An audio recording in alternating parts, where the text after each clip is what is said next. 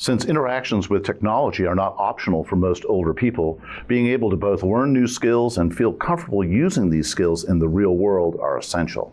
A tutorial on how to use a computer mouse or a computer keyboard is widely needed and provides a very helpful starting point for many participants. This technique uses realistic simulations of everyday technology-based functional activities to assess a person's ability to perform these activities before training, using direct, structured feedback delivered by the application itself. Cognitive challenges associated with aging-related conditions, like mild cognitive impairment, brain injury, or a severe mental illness, make it much harder for people with cognitive impairments to learn new skills. We believe that the combination of skills training and computerized cognitive training has the potential to fill a major gap in current research and clinical interventions.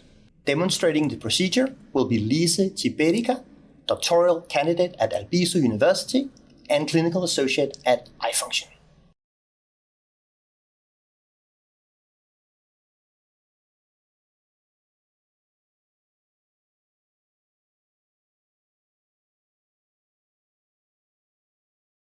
After obtaining written informed consent, have the participant answer MOCA screening tasks.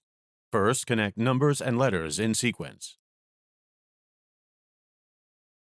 Next, show the participant 3 pictures of animals, and have the participant name the animals.